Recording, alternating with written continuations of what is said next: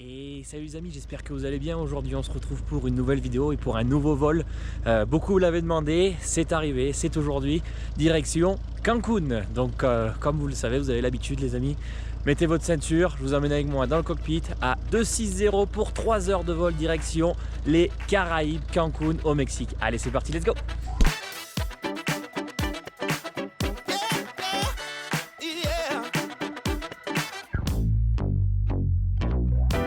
This morning, now watch me step. The week was murder. I'm gonna get rid of the stress. I'm feeling lighter. I'm finally feeling like I can breathe. The night is calling. Tension, come blowing a breeze. We're rolling downtown. We're grooving to the sound. We're rolling downtown. The weekend's here and it feels so right. I think I'll break the skins out tonight. I'm gonna go out and have a good time. Ain't nothing. Et les amis, bienvenue à bord de nouveau pour une vidéo commentée aujourd'hui dans notre Pilatus PC12. Donc comme vous pouvez le voir, on rentre directement dans le vif du sujet, on active notre batterie, voilà, on vérifie le voltage. Là vous voyez que je suis en train de tester les pompes gauche et droite pour vérifier qu'on les entende bien, ça signifie qu'elles fonctionnent correctement. Et voilà, j'active le nav beacon, signifie pardon, pour les gens au sol que l'on va pas tarder à allumer le moteur. On vérifie la pressurisation en ce moment même, 270, voilà. Je monte le petit levier de l'oxygène, voilà, c'est l'oxygène de secours si jamais il y a une dépressurisation cabine. J'active les signaux passagers, on regarde gauche et droite, c'est libre.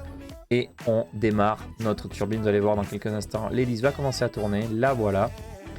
On a les yeux rivés sur le NG. Dès qu'il arrive à 12-13, on injecte le combustible. À ce moment-là, vous pouvez voir que ma main droite vient d'injecter le combustible.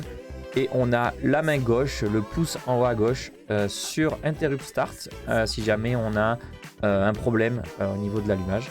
Vous allez voir dans cette vidéo, tout se passe bien, il n'y a aucun problème. Au contraire, voilà, on a les yeux rivés sur l'ITT maintenant, sur la température interne de notre turbine. Et vous allez voir que le démarrage se passe plutôt bien. On a toujours les yeux rivés sur nos instruments moteurs. Tout se passe bien. Voilà, vous voyez que notre hélice a pris... elle est en train de tourner correctement. Et vous allez voir que... Voilà, je suis en train de dire à Joaquin que tout est bon. On allume notre Gen 1, notre Gen 2. On vérifie que les deux soient allumés. Avionics 1 et Avionics 2 pour mettre nos instruments. Et j'ouvre l'inertial séparateur pour le débris. Et donc voilà, on se retrouve aligné sur la piste 04 d'Atizapan. J'allume mes landing lights, je mets les probes, donc les réchauffages des sondes. Je vérifie que les trims soient en position. On a Joaquin sur la droite qui nous fait notre checklist. Il nous demande de mettre le levier de vol en flight idle, donc la position la plus avancée.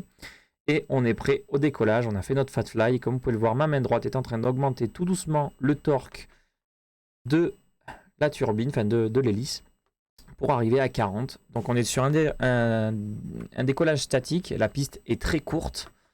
Et donc mettre du torque avec les freins, ça nous aide à gagner quelques mètres. Voilà, on a relâché les freins, on est parti.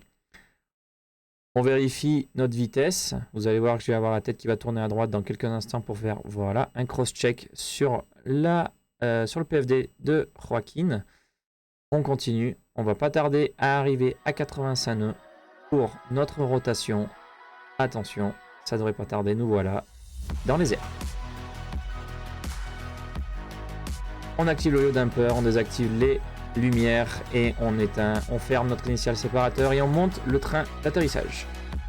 On change de fréquence pour entrer en contact avec Santa Lucia qui va être notre contrôle pour sortir de la zone de Mexico. Je réduis un tout petit peu le torque pour éviter d'avoir un overtorque et on a passé les 100 nœuds. Vous voyez que ma main droite monte les flaps à 0. Ma main droite maintenant est sur le heading bug pour notre cap sur la gauche. Je ne me rappelle plus exactement lequel, mais on est direction un point qui s'appelle Taximay pour la sortie de l'espace aérien de Mexico. Donc on est maintenant en contact avec Lucia. Il nous demande de monter à 10 500 pieds. pour le moment, pour ne pas gêner les approches et les sorties de la zone de Mexico. Comme vous pouvez le voir, le temps est exceptionnel, il n'y a pas un nuage à l'horizon. Ça annonce un excellent vol direction Cancun. Voilà les amis, bah écoutez, on continue la vidéo et on se retrouve tout de suite pour le petit check, le petit point en croisière. C'est parti. Et voilà les amis, donc comme prévu en croisière, comme vous pouvez le voir, on a un temps incroyable, quelques nuages en basse altitude, mais rien qui va nous préoccuper aujourd'hui. Comme vous pouvez le voir, on a Jorge à notre droite, un passionné d'aviation qu'on a invité dans le cockpit. Voilà, un de nos passagers aujourd'hui. Et vous voyez qu'on est en plein milieu du golfe du Mexique, au cap 083, 153 nœuds indiqués, 270 à l'altitude. Et on avait à peu près, je crois, un ground speed de 245 nœuds ou 250 nœuds. On a consommé 635 pounds de fuel, pardon. On est à la moitié des réservoirs. Il nous reste 1h13 de vol, donc en plein milieu de l'océan, en plein milieu du golfe du Mexique. Et on est direct Mérida. Donc comme vous pouvez le voir, il fait un temps exceptionnel, tout se passe bien. Et on se retrouve de suite pour l'atterrissage. Allez, c'est parti. Et nous voilà les amis dans le cockpit en finale, presque en finale de la piste à Cancun. Donc si je dis pas de bêtises, c'était la 22 droite, si je ne me trompe pas. Peut-être me tromper là-dessus. On est sur une ILS de la 22 droite. On est en train de réduire les gaz. Donc on peut savoir, voilà, j'ai ma main qui va descendre le train d'atterrissage. On active les landing lights, les taxi lights et on éteint les recon lights. Voilà, maintenant qu'on va voir le train dehors. On a 3 verres, c'est parfait. Hop, on peut mettre du coup notre premier degré de flaps, qui sont 15 degrés sur le Pilatus. Et on va avoir les 15 degrés confirmés. Maintenant, on vérifie sur l'overhead panel que tout soit OK, que les passagers aient leurs signaux de ceinture. Ils me demandent de réduire la vitesse parce qu'il va falloir qu'on mette nos 30 degrés de flaps car on va arriver aux 3 nautiques. Voilà, 3 nautiques de la piste, 30 degrés. Et on va pas tarder à voir apparaître la piste devant nos yeux ébahis. On est presque en finale courte. L'avion est configuré. On est prêt pour atterrir. Voilà la piste. Comme vous pouvez le voir, il y a un énorme crosswind. J'ai pas mal bossé là, comme vous pouvez le voir, donc sur les surfaces de l'avion, sur le contrôle de l'avion, pour rester aligné. Comme vous pouvez le voir, ça bouge pas mal en finale. On a quand même réussi à faire un atterrissage un peu court. Et nous voilà au sol. On met le flight idle on ground. Et on met un petit coup de reverse. Avant de sortir. Sur notre taxiway Charlie. On éteint la batterie. Voilà. On vérifie que tout l'électronique soit éteint. On éteint tout ce qui est sur l'overhead panel. Je coupe les avionics. Je coupe les générateurs. Et on éteint notre avion. Et voilà les amis. J'espère que ça vous aura plu. On termine la vidéo en beauté.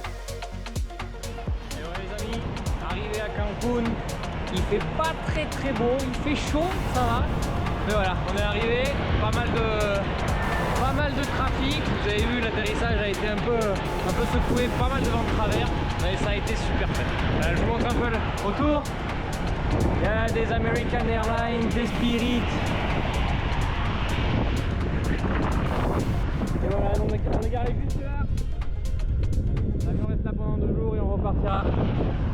Merci d'avoir suivi la vidéo et on se retrouve très vite pour une nouvelle aventure. Ciao tout le monde.